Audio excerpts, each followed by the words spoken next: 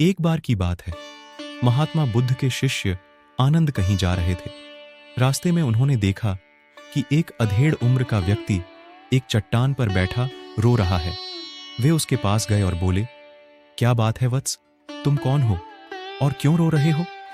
आनंद की बात सुनकर उस व्यक्ति की सिसकियां थम गईं। वह अपने आंसुओं पोंछता हुआ बोला, मैं पास के गांव का रहने वाला एक बदनसीब व्यापारी हूं। मैं जो भी काम करता हूं वह बिगड़ जाता है। व्यापार के चक्कर में मैंने अपनी पत्नी के गहने गंवा दिए, मैंने अपने परिवार को भी खो दिया, यहां तक कि मेरा घर भी गिरवी पड़ा है। मुझे तो लगता है कि मैं किसी काम का नहीं हूं, मेरी किस्मत ही खराब है। उसकी बात सुनकर आनंद बोले, तुमसे किसने कहा वत्स कि तुम्हारी किस्मत खराब है? जरा मैं भी तो जानूं कि तुम्हारी किस्मत में क्या खराबी है। वह व्यक्ति बोला, पहले मैं खेती करता था, पर हर साल उसमें घाटा होता था। कभी सूखा पड़ जाता तो कभी ज्यादा बारिश के कारण फसल बर्बाद हो जाती। इससे परेशान होकर मैंने व्यापार करने का निश्चय किया। मैंने पत्नी के गहने बेचकर अपना व्यापार शुरू किया, लेकिन मेरा व्यापार नहीं चला। शुरू में परिवार वालों ने मेरा साथ दिया, लेकिन जैसे जैसे मुझे नुकसान होने लगा, मेरे परिवार वाले भी मुझसे दूर हो गए। मैं यह सब उनके लिए ही कर रहा था, लेकिन अब वे लोग मुझे देखकर नजरें फेर लेते हैं और मुझे ही मेरे परिवार की दुर्दशा का जिम्मेदार ठहराते हैं। उस व्यक्ति ने एक लंबी सी सांस ली और फिर बोला, मेरा एक मित्र है, उसने भी मेरे साथ अपना व्यापार शुरू किया था। उसका व्यापार अच्छा चल रहा है। वह जब भी मेरे घर आता है तो अपनी सफलता की कहानियां सुनाता है। उसकी बातें सुनकर मेरे घर वाले भी कहते हैं कि उसे देख और कुछ सीख।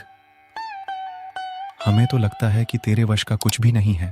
उन लोगों की बातें सुन सुनकर अब तो मुझे भी लगने लगा है कि शायद मेरे वश का कुछ भी नहीं है। अब तो मुझे अपना जीवन ही व्यर्थ लगने लगा है। मेरे मन में ख्याल आता है कि अपना जीवन समाप्त कर लूं। मैं यहां आया भी इसी इरादे से था, लेकिन हिम्मत नहीं कर पाया। इसीलिए यहां एकांत में बैठा विलाप कर रहा था। आनंद बोले, ओह, तो ये बात है।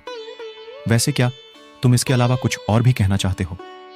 उनकी बात सुनकर वह व्यक्ति बोला, एक ओर मेरा हर काम खराब हो जाता है, दूसरी ओर मेरा मित्र है जो हर समय मुझे नीचा दिखाने का प्रयत्न करता रहता है। मुझे समझ में ही नहीं आता है कि मैं क्या करूं। आनंद बोले, क्या तुम अपने मित्र की बातें सुनकर दुखी हो जाते हो? व्यापारी बोला, हां, मैं उसकी बातें सुनकर स्वयं दुखी हो जाता हूं। उस व्यक्ति ने जवाब दिया। आनंद ने पूछा, तुम्हें किस बात का दुख होता है, अपने असफल होने का या फिर मित्र के सफल होने का? उनका सवाल सुनकर वह व्यक्ति एक पल के लिए सोच में पड़ गया। फिर वह बोला, अगर सच कहूं तो मुझे अपने असफल होने का उतना दुख नहीं होता है जितना कि मित्र के सफल होने का होता है। अर्थात यदि तुम्हारा मित्र असफल हो जाए तो तुम्हें खुशी होगी? आनंद ने प्रश्न किया। वह व्यक्ति बोला, हां, मुझे बहुत खुशी होगी। आनंद बोले, इसका मतलब है कि तुम्हारी खुशी तुम्हारे मित्र पर निर्भर है। अगर वह चाहे तो तुम्हें खुश कर सकता है, और अगर वह चाहे तो तुम्हें दुखी कर सकता है। तुम स्वयं से न तो खुश हो सकते हो और न ही दुखी हो सकते हो। अर्थात तुम अपने मित्र के गुलाम हो गए हो, इसलिए तुम्हारा कुछ नहीं हो सकता। उस व्यक्ति ने कहा, ऐसा न कहें महात्मन। उस व्यक्ति ने हाथ जोड़ दिए और बोला, आपकी बातें सुनकर मुझे कुछ आशा बंध रही है। आनंद बोले, जब हम किसी से आशा बांध लेते हैं तो उस पर निर्भर हो जाते हैं। ऐसे में हमारी खुशी और दुख भी उस पर निर्भर करने लगता है। इससे बेहतर है कि तुम अपने आप से आशा बांधो। जब तुम ऐसा करोगे, साथ ही पूरे जतन से काम करोगे, तो तुम्हें सफलता अवश्य प्राप्त होगी। कहते हुए आनंद ने एक पल के लिए उस व्यक्ति की ओर देखा, फिर अपनी बात आगे बढ़ाई।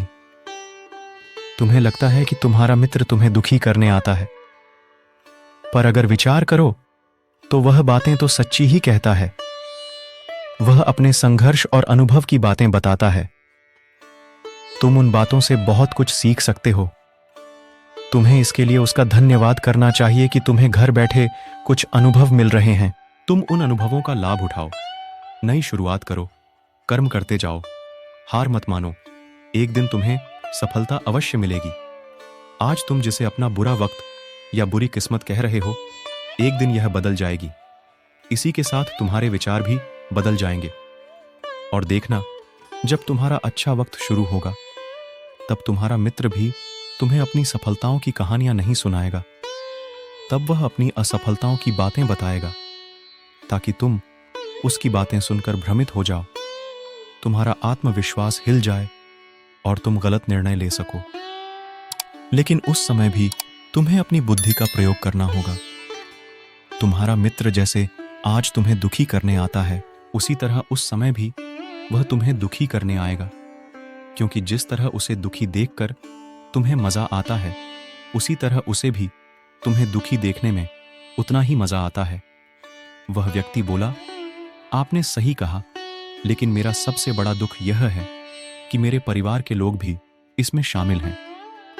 वास्तव में मैं तो अपने परिवार के लिए अच्छा करना चाहता था, लेकिन वे लोग भी मेरी बात नहीं समझते हैं। वे भी मुझे गलत कहते हैं और अब तो वे मेरे साथ भी नहीं हैं। आनंद बोले, मैं सब समझ गया, तुम सांत्वना चाहते हो। वास्तव में इस दुनिया में सभी लोग सांत्वना ही चाहते हैं। हम चाहते हैं कि हम जब भी कुछ करें तो लोग हमारी प्रशंसा करें, लेकिन आमतौर से ऐसा नहीं होता है, इसलिए हम दुखी हो जाते हैं। हमें लगता है कि हमारे मित्र, परिवार वाले सब मतलबी हैं। लेकिन तुम अगर किसी को अपना परिवार मानते हो और उसके लिए कुछ करना भी चाहते हो, तो तुम्हें ऐसा क्यों लगता है कि तुम दूसरों के लिए कुछ कर रहे हो? वास्तव में तुम अपनी खुशी के लिए कर रहे हो। इसीलिए परिवार के लिए कुछ करना वास्तव में अपने लिए ही करना होता है। लेकिन अगर ऐसा करते समय तुम्हें लगता है कि तुम दूसरों के लिए कर रहे हो, तो तुम दुखी रहोगे। और अगर तुम्हें लगता है कि तुम अपने लिए कर रहे हो, तो तुम खुश रहोगे। क्योंकि जब तुम अपने लिए कुछ अच्छा करते हो या करना चाहते हो, तब तुम्हें सांत्वना की जरूरत नहीं पड़ती है। आनंद की बातें सुनकर उस व्यक्ति के चेहरे के भाव बदल गए। वह बोला, आप सही कह रहे हैं, मैं समझ गया हूं। अब तक मेरी किस्मत खराब इसलिए थी क्योंकि वह दूसरों के हाथ में थी। अब मैं अपनी किस्मत को अपने हाथ में रखूंगा। मैं फिर से प्रयत्न करूंगा, पूरे मन से काम करूंगा, और जब तक सफलता नहीं मिल जाती, चैन से नहीं बैठूंगा। उस व्यक्ति की बात सुनकर आनंद मुस्कुराए और उसे एक छोटी सी डिबिया देते हुए बोले, इस डिबिया को हमेशा अपने पास रखना। इसमें एक ऐसा राज है जो तुम्हें बड़े से बड़े दुख से भी बाहर निकाल लेगा। लेकिन इसे तभी खोलना जब तुम्हारे जीवन में कोई रास्ता न सुझाई दे और तुम्हें लगे कि सब व्यर्थ है, यह दुनिया व्यर्थ है और यहां रहना भी व्यर्थ है। उस व्यक्ति ने आनंद को धन्यवाद दिया और डिबिया को लेकर चला गया। उसने नए उत्साह के साथ फिर से अपना व्यापार आरंभ किया। उसका व्यापार चल निकला। अपनी मेहनत और लगन के बल पर वह एक बड़ा व्यापारी बन गया। परिवार वाले भी उसके साथ आ गए और उसका जीवन हंसी खुशी बीतने लगा। अब वह भूतकाल का रोना छोड़ चुका था।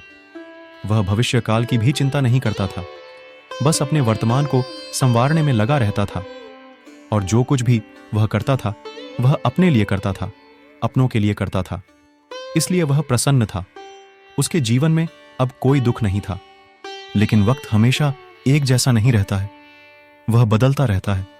उसके जीवन में भी बदलाव आया। एक दिन उसके राज्य पर पड़ोसी राजा ने चढ़ाई कर दी। उसने इस राज्य पर अपना कब्जा कर लिया। उसके सैनिकों ने चारों ओर लूटमार मचा दी। उन्होंने व्यापारी का सारा धन लूट लिया। उसके घर में आग लगा दी। जान बचाने के लिए उसे अपने परिवार के साथ वहां से भागना पड़ा। वह व्यक्ति अपने परिवार के साथ कई दिनों तक इधर उधर भटकता रहा। वह दाने दाने को मोहताज हो गया। उसका बच्चा बीमार हो गया। इलाज के अभाव में वह तड़पने लगा। यह देखकर उसका हृदय चीत्कार कर उठा। वह कैसे अपने बच्चे का इलाज कराए? उसके पास तो खाने के लिए भी पैसे नहीं थे। ऐसे में उसे एक बार फिर निराशा ने घेर लिया। उसे लगने लगा कि उसका जीवन व्यर्थ है, सारी दुनिया व्यर्थ है, किसी भी बात का कोई मतलब नहीं है। भले ही आप जीवन में कितना भी कुछ कर लो, कितनी भी सफलता हासिल कर लो, पर अंततः यह जीवन समाप्त ही होता है। तो फिर ऐसे में जीवित रहने का क्या फायदा?